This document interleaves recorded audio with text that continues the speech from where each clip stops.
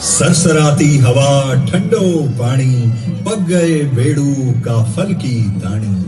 देवतों का निवास है उत्तराखंड, प्यार सत्कार और संस्कार है उत्तराखंड। ढोल दमों की थाप मसक बीन की छाप है उत्तराखंड। होली न्योली नाख की नथुली रंगीली पिछौड़ी उत्तराखंड। पैजाबी छमा छम हुड़का घमा घम, ऐसा हमारा उत्तराखंड, ऐसा हमारा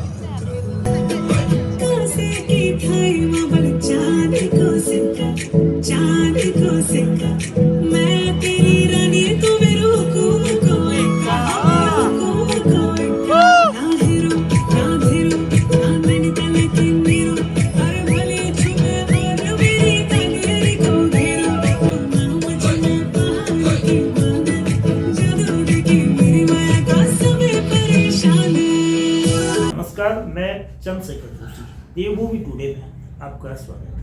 उत्तराखंड का सीमांत क्षेत्र चंपावत जिले का नेपाल से लगा बगोटी गांव इस जिले का पहला डिजिटल गांव।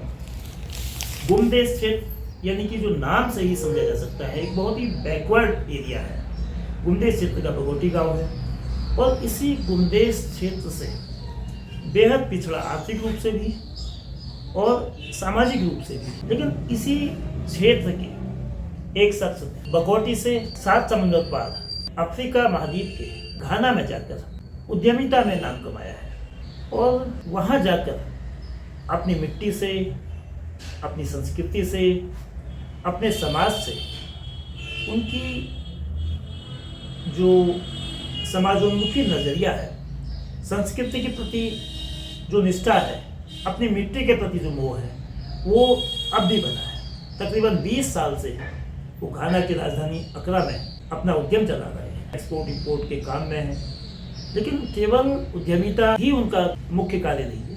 उद्यमिता के अलावा अपने क्षेत्र के उत्तराखंड के बहुत से लोगों को रोजगार देना, काम से जोड़ना और अपनी संस्कृति को उस देश में भी जहाँ हिंदी नहीं बोली जाती है वहाँ जमाना, वहाँ उसको प्रश्रय देना, उसको प्रोत्साहित करना, उन कामों में भी वो जुड़े हैं।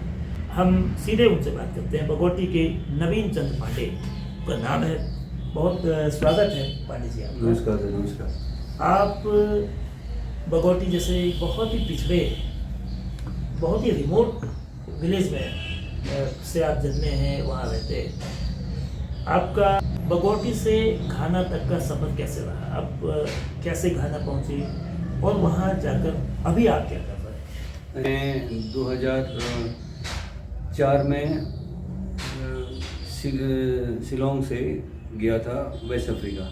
उससे पहले 1985 में मैं गांव से छोड़ के शिलोंग चला गया था। मेरी पढ़ाई 8वीं तक यहीं गांव में हुई।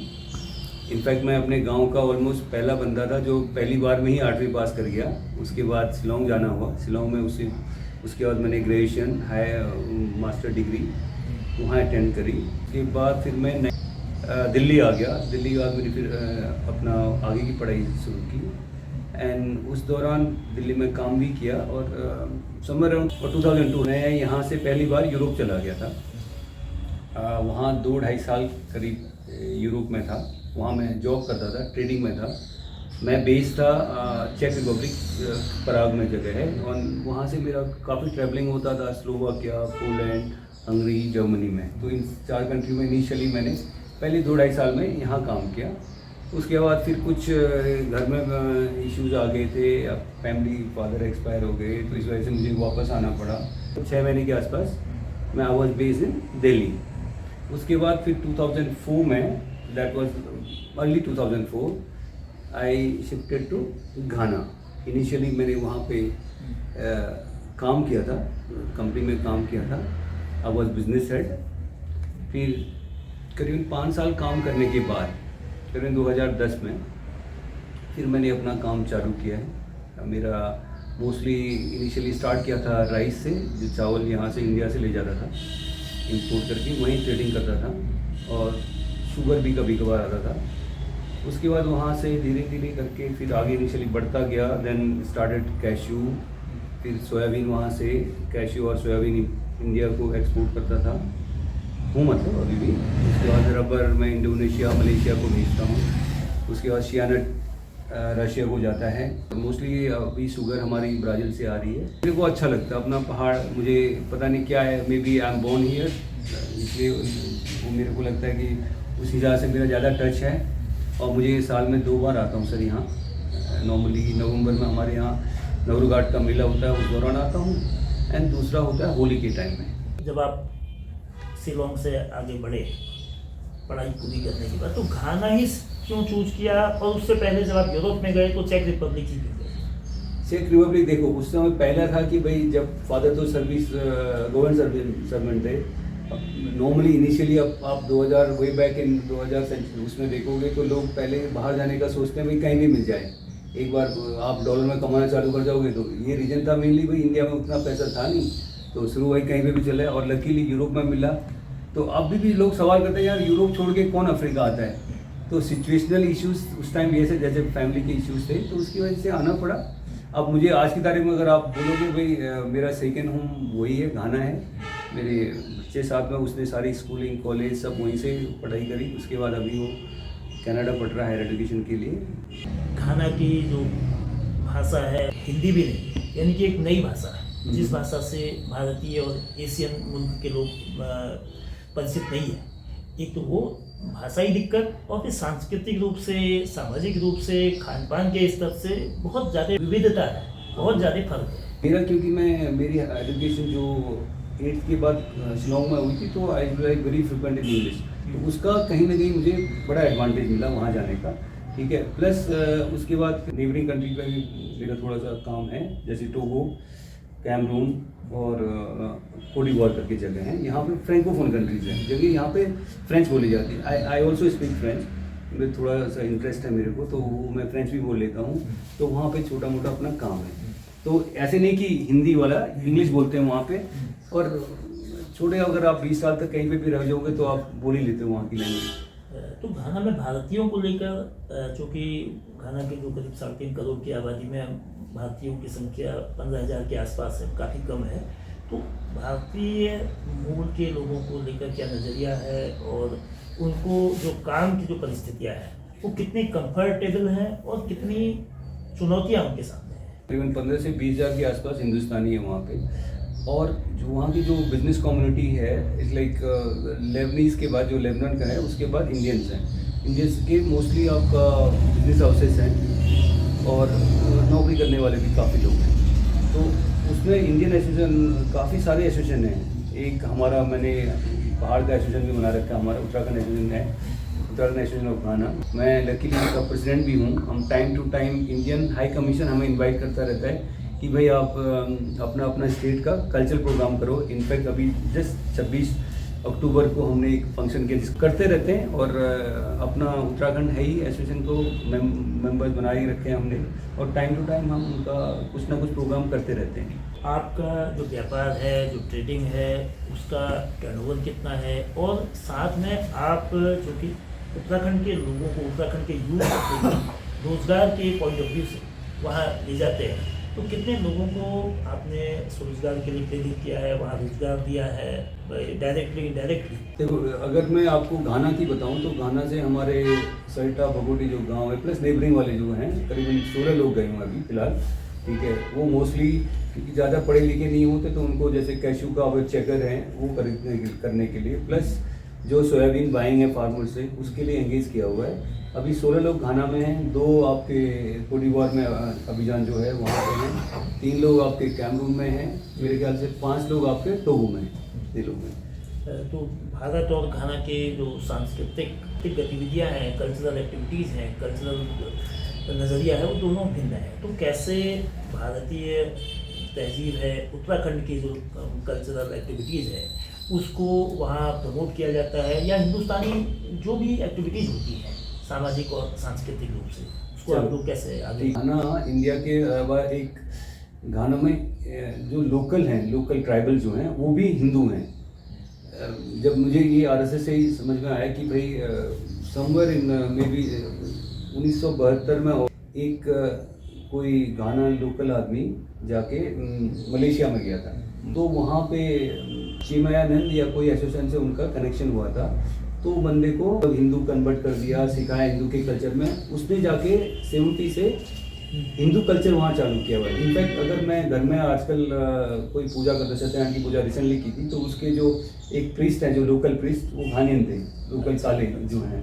करीबन आपके पास 3000 के आसपास लोकल हिंदू हैं, लोकल घानियन हिंदू हैं वहाँ पे घाना में आज की तारीख में। जो वहाँ के जो प्रवासी हैं, तो वो कौन कौन, जैसे दिवाली है, होली है, विजयदशमी है और अन्य तमाम तरह के जो पर्व होते हैं, भारतीय पर्व, हिंदू पर्व, हिंदुस्तानियों के पर्व, तो वहाँ वो कैसे मनाए जाते हैं? हाँ जी, ये जो हिंदुस्तानी के पर्व जैसे होली, दिवाली है ना, इंडियन एसोसिएशन जो हम रीजनल एसोसिएशन वाले वो प्रमोट करके कराते हैं।